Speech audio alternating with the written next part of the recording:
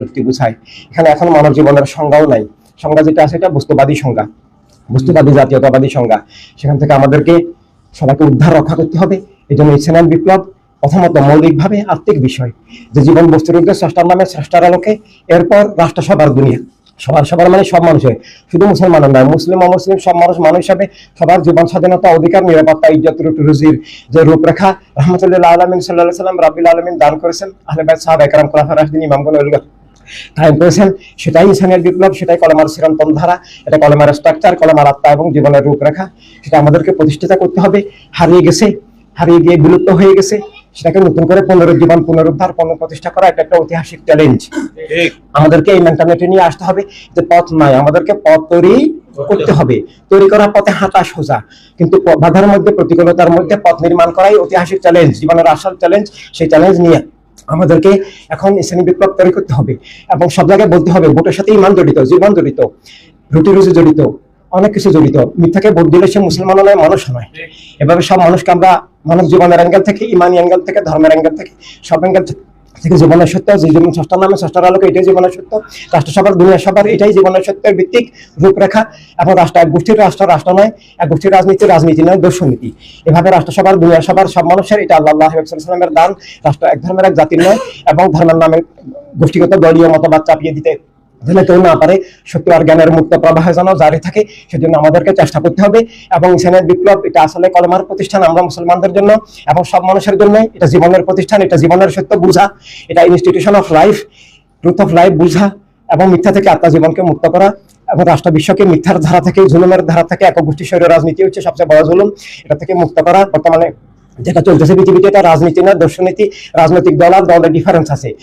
একটা দল করা যায় বিভিন্ন ধর্মের নামে, বিভিন্ন মত কথার নামে দল হয়, একটা খেলাধুলা ফুটবল সমিতিও হয়, কিন্তু রাজনৈতিক দল হতে হলে সেটা এক ধর্ম ভিত্তিক হয় না।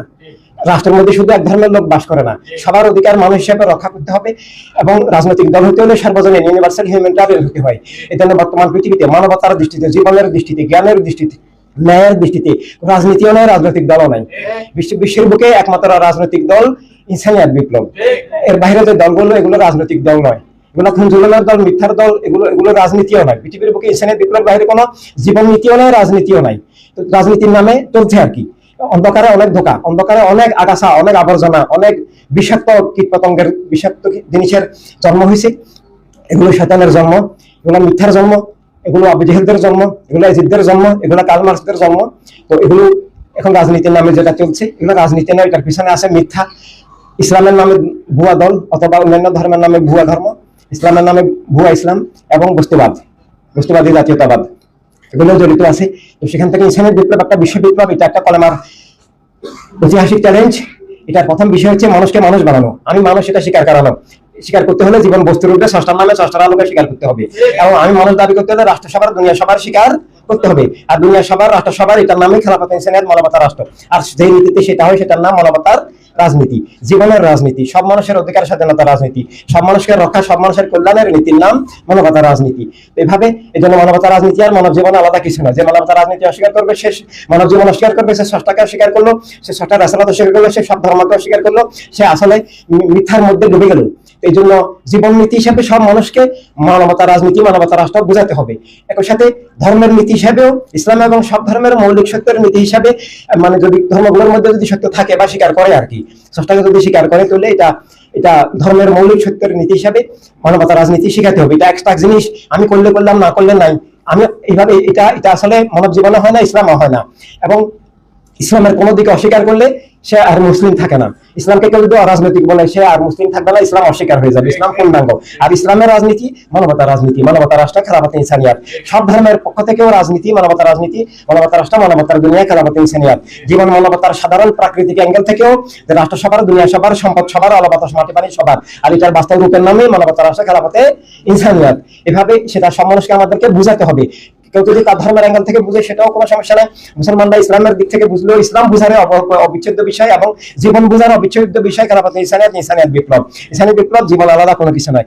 যারা ইনসানিয়াত বিপ্লবের মধ্যে নাই, তার মানব জীবনের মধ্যে বর্তমান দুনিয়ায় নাই, তার মানব সত্তা নাই, মানব জাতীয়তা নাই, মানবিক অস্তিত্ব নাই, তার মানবিক চেতনা নাই, মানবিক দৃষ্টি নাই। তাকে অন্য একটা মিথ্যা তার মন মগজকে গ্রাস করে তাকে পরিচালিত করে। এই জন্য মানুষ দাবি করলেও রাজনৈতিক হওয়া যাবে না, এবং মানবতা বিরোধী রাজনীতিও করা যাবে না। মুসলিম দাবি করলেও অরাজনৈতিক বললে সে কাফের হবে, এবং ইমান বিরোধী রাজনীতি করলেও কাফের হবে। ঠিক কোন ধর্মের দাবি করলেও সে মানবতার রাজনীতি তাকে স্বীকার করতে হবে, কারণ জীবন জগৎ স্রষ্টার নামে তাকে জীবন হতে হবে। স্রষ্টার নামে জীবন স্বীকার না করলে সে তার ধর্মটা নাস্তিকতা। স্রষ্টার নামে জীবন স্বীকার করাই আস্তিকতা, স্রষ্টার নামে জীবন অস্বীকার করে বস্তুর নামে জীবন বলাই নাস্তিকতা। তো এইভাবে এই জন্য যে কোনো অ্যাঙ্গেল থেকেই তাকে মানুষ দাবি করলে, কোন ধর্মের দাবি করলে তাকে ইনসানি বিপ্লব, খেলাফত ইনসানিয়াতে আসতে হবে। খেলাফত ইনসানিয়াত অস্বীকার করার নাম নাস্তিকতা, তার মানব জীবন অস্বীকার, ধর্ম অস্বীকার, জীবন অস্বীকার, এবং সে মিথ্যা জুলুমের দাস মাত্র, আর কিছুই নয়। এই জন্য আমি ইনসানি বিপ্লব এটাও আমি করলে করলাম, না করলে নয়, ব্যাপারটা তা নয়। এটা জীবন বুঝা, জীবনের সংজ্ঞা। ইনসানি বিপ্লবের বাইরে জীবনের সংজ্ঞা নাই, ধর্মের সংজ্ঞাও নাই, রাষ্ট্রের সংজ্ঞাও নাই। শুধু মিথ্যা জুলুমের মধ্যে আত্মসমর্পণ এবং ডুবে যাওয়া, ধ্বংস হয়ে যাওয়া আছে। ইন্নাল ইনসানা লাফি খুসরিন, আল্লাহ তাআলা সেভাবে বলেছেন যে আমাদেরকে সব মানুষের শিক্ষক হিসেবে কাজ করতে হবে। সারা দুনিয়ার সমগ্র মানবমণ্ডলের জন্য আপনাকে দিশারি শিক্ষক হিসাবে, উদ্ধারকারী, রক্ষক হিসাবে কাজ করার নাম ইনসানিয়াত বিপ্লব।